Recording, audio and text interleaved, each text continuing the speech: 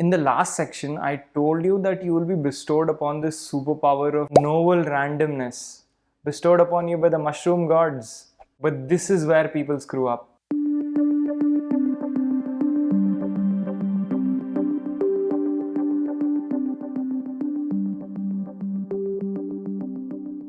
Before going ahead, let's check out this paper by Dr. Matthew Johnson of Johns Hopkins University. The topic is psilocybin assisted smoking cessation. This paper was published in the American Journal of Drug and Alcohol Abuse. The study was done to assess the long-term effects of psilocybin facilitated smoking cessation at 1 year after administration. So basically what they did in this study is to take some patients, they gave them psilocybin.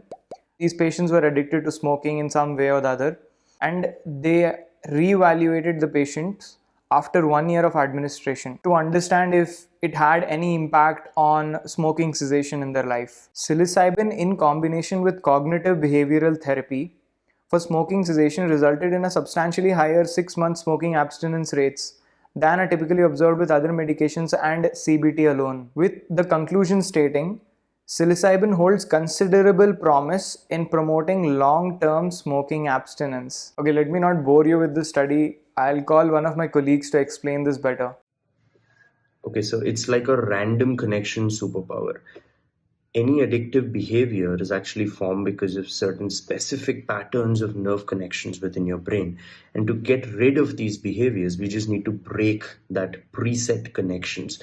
And popping a shroom does exactly the same thing. So it's like a randomization bomb or like a reset button that can disrupt all of these connections, which is responsible for addictive behaviors. Random connection superpower, breaking bad habits, all right. But why does it target only bad habits if it's a randomness bomb? Yes, exactly.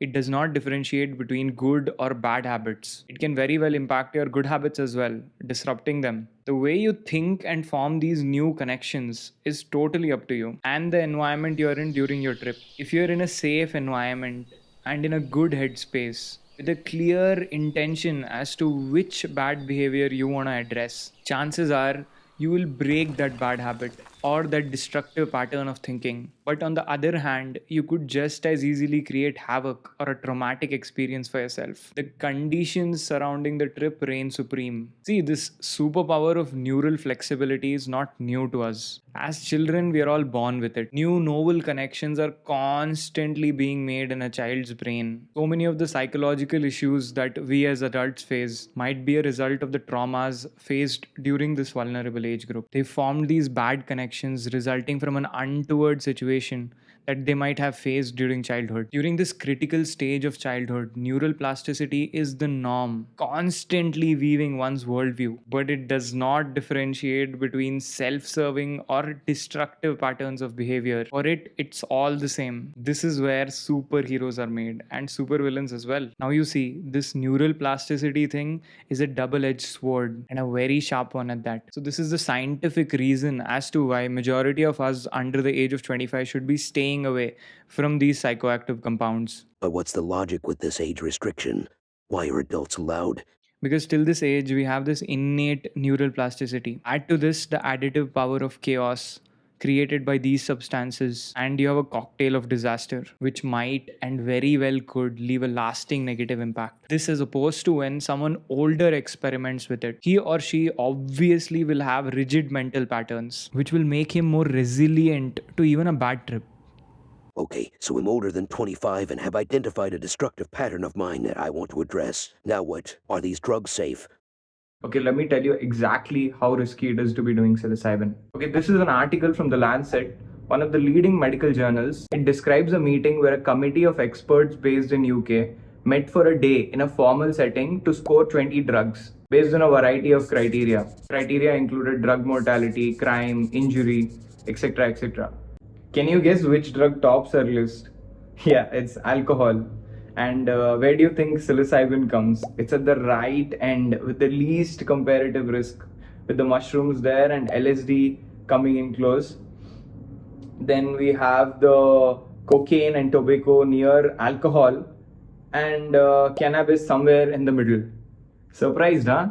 But this does not make them absolutely safe. Far from it. As I said earlier, no one under the age of 25 has any business experimenting with these compounds. As far as double-edged swords go, this one has a razor sharp edges, with the potential to leave a lasting negative impact lasting years if abused. Also, people with certain genetic predispositions should be staying away.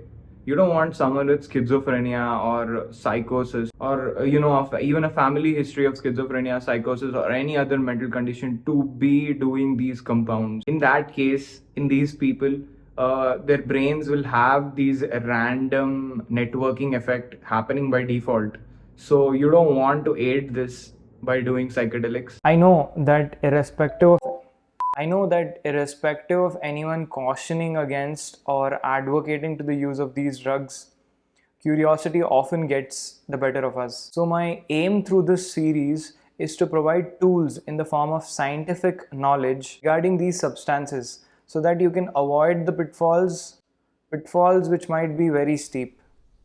Here's a checklist if you're going to do it anyways. Setting is really important. It has to be somewhere calm by the nature and ideally with professional help readily available. Second is assessing mindset.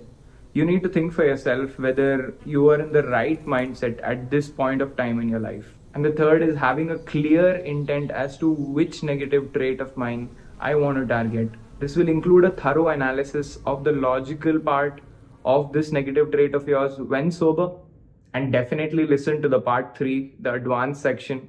It goes into the sciencey part in detail.